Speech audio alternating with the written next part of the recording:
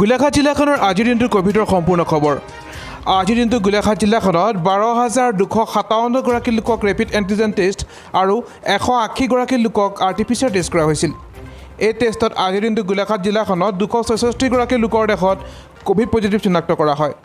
ইয়াৰ লগে লগে বৰ্তমান গোলাঘাট জিলাখনত মুঠ কোভিড আক্ৰান্তৰ সংখ্যা হৈছেগৈ 14,935গৰাকী, আনফালে সক্ৰিয় হৈ আছে 1,744গৰাকী।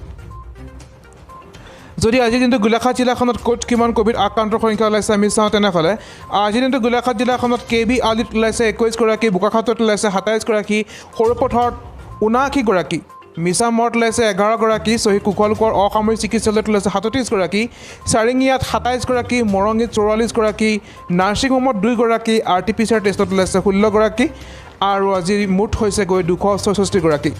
আনফালে গোলাঘাট জিলাত মেগা ভেকচিনেশ্যন অভিযানলৈ ৰাইজৰ ব্যাপক সঁহাৰি।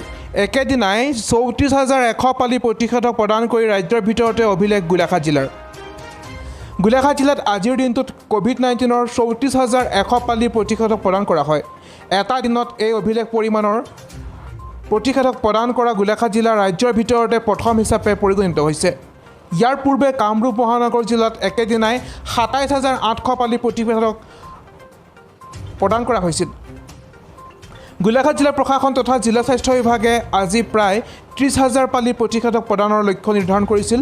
সেই অনুসৰি আজি জিলাখনৰ বিভিন্ন ঠাইত স্থাপন কৰা 94টা কেন্দ্ৰত বিভিন্ন বয়সৰ লোকক 34,100 পালি প্ৰতিষেধক প্ৰদান কৰা হয়। আজি প্ৰতিষেধক প্ৰদান কেন্দ্ৰসমূহৰ ভিতৰত ভালেমান কেন্দ্ৰ চাহ বাগিচাত স্থাপন কৰা হৈছিল। জিলাখনত কালিৰ দিনটোত 14,124 পালি প্ৰতিষেধক প্ৰদান কৰা হয়।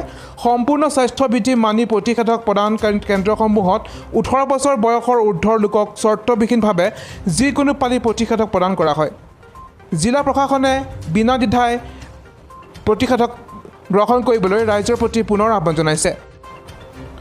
আনফালে গোলাঘাট জিলাত COVID-19ৰ সংক্ৰমণ ৰোধ কৰাৰ উদ্দেশ্যে জিলা প্ৰশাসনে 13 জুলাই মঙলবাৰ আৰু 14 জুলাই বুধবাৰে জিলাখনৰ সকলো দোকান পোহাৰ বন্ধ ৰখাৰ নিৰ্দেশ দিছে। এই সময়ছোৱাত গাখীৰ বিক্ৰী কেন্দ্ৰ আৰু ফাৰ্মাচীসমূহৰ বাহিৰে গেলামাল, শাক পাচলি আৰু ফল মূলৰ দোকানসমূহকে ধৰি সকলো ব্যৱসায় প্ৰতিষ্ঠান বন্ধ থাকিব। জিলা উপায়ুক্ত তথা জিলা দুৰ্যোগ ব্যৱস্থাপনা প্ৰাধিকৰণৰ অধ্যক্ষ মৃগেশ নাৰায়ণ বৰুৱাই এই সন্দৰ্ভত নিৰ্দেশনা জাৰি কৰিছে।